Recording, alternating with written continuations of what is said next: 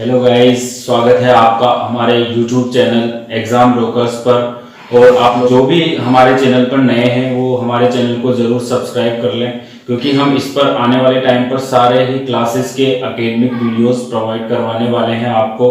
और जो bell icon है उसको भी प्रेस कर ले ताकि आने वाली सारी वीडियोस की नोटिफिकेशन आपको टाइम टू टाइम मिलते रहे। Thank you friends. First topic आप डाल लीजिए हेडिंग समांतर माध्य, जिसको इंग्लिश में आप बोलते हैं arithmetic mean. Arithmetic mean. Arithmetic mean का मतलब ही होता है माध्य। हम यहाँ से जैसे हमारे पास मैक्सिमम जितने भी चैप्टर पढ़ेंगे, हर एक चैप्टर को हम रटने की बजाय समझने की कोशिश करेंगे। तो मीन को हम जब समझना चाहते हैं तो हमें पता है मीन का हिंदी में मतलब हो रहा है माध्य। माध्य का मतलब होता है मध्य की जगह। इस पूरे चैप्टर का नाम ही यहाँ पर सेंट्रल आ रहा है, आपने देखा। सेंट्रल का मतलब क्या होता है? मध्य। तो हम बात करने वाले हैं, जैसे ये मीन है, जो मीन है इसका मतलब हिंदी में माध्य। माध्य को हम अच्छी तरह से समझ सकते हैं, इसका मतलब होता है मध्य में जो चीज है उसी को माध्य बोलते हैं। मान लो आपको बोला जाए कि समांतर माध्य, तो जब हम जनरली इसका फॉर्मूला पढ़ने जाएंगे तो किसी भी संख्याओं का हमें बहुत सारे नंबर ऑफ डाटा दे जा सकते हैं, जैसे ऑब्जर्वेशन, हिंदी में हम बोलते हैं प्रेक्षण या आंकड़े। तो आपको क्या दिए जाएंगे? आपको कुछ चीजें समझनी पड़ेगी। जैसे आपको बोला जाएगा, आपको बहुत सारे आंकड़े दिए जा सकते हैं जिसको आप इंग्लिश में बोलते हैं ऑब्जर्वेशंस।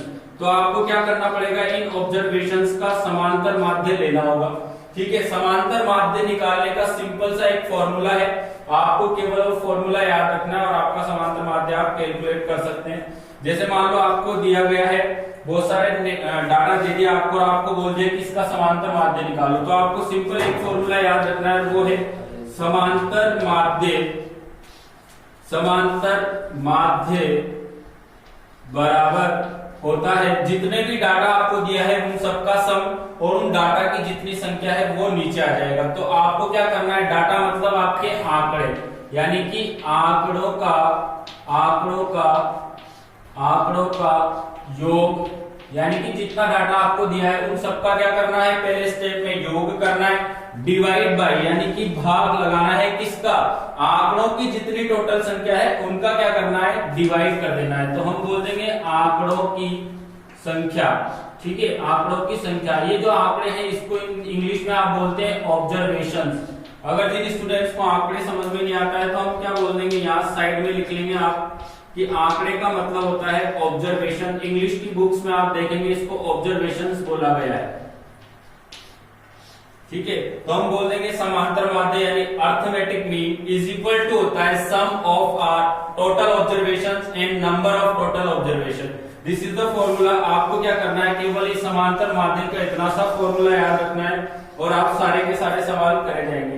तो जब भी आप फॉर्मूला कोई लिखते हो तो उसको ऐसे ब्लॉक में बंद करके स्टार मार्क कीजिए, क्योंकि जब आप पढ़ते हैं अपनी कॉपी को नोट्स के टाइम, पढ़ते टाइम क्या होता है, जब आप रिवाइज करते हैं तो आपकी नजर सीधी फॉर्मूले के ऊपर पहले जाती है। जितनी बार इस फॉर्मूले को आप देखेंगे उतना जल्दी आप इसको रिकॉल कर पाएंगे एग्जाम में। इसको रटने की आवश्यकता नहीं होती है, इसको आपको केवल और केवल देखना होता है बार बार। जितनी बार आप कॉपी खोल के देखेंगे उतना आपके माइंड में स्टेबल हो जाएगा और आपको एग्जाम में ऐसे सोचना कभी नहीं पड़ेगा ये ऊपर क्या था नीचे क्या था। इसलिए समांतर माध्य का फॉर्मूला सबको याद हो गया होगा आई थिंक। अब हम एक सवाल के माध्यम से इसको समझ लेते हैं जो आपको अच्छे से समझ में आ जाएगा। एग्जाम्पल के माध्यम से समझ लेते हैं, जो आपकी किताब का पहला एग्जाम्पल है।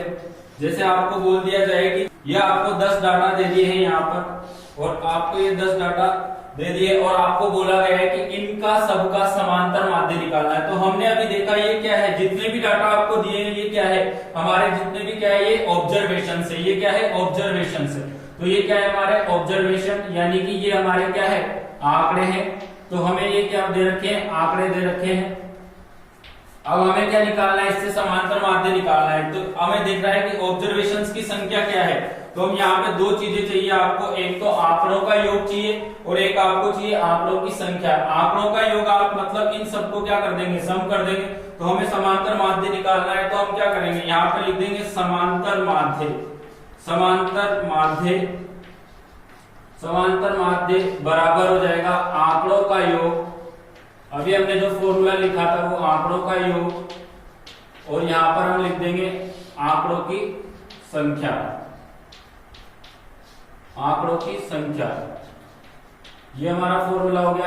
आंकड़ों का योग आप ऊपर भी कर लेते हैं या फिर यहाँ पर लिख के सबको जोड़ सकते हैं। जैसे हम यहाँ पर सबको जोड़ लेंगे, यहाँ पर हमारे पास जो डाटा दिया गया है, हमारे पास कुल 10 नंबर है, कुल 10 नंबर है।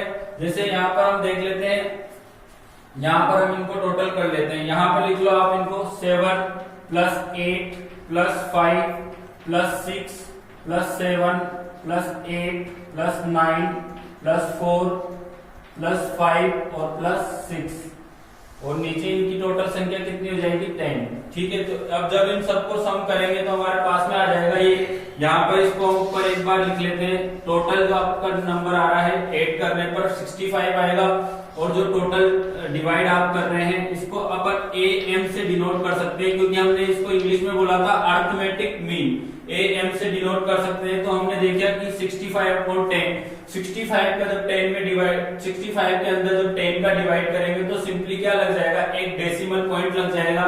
तो हमारा जो आंसर आ जाएगा वो आ जाएगा 6.5। ये 6.5 है क्या?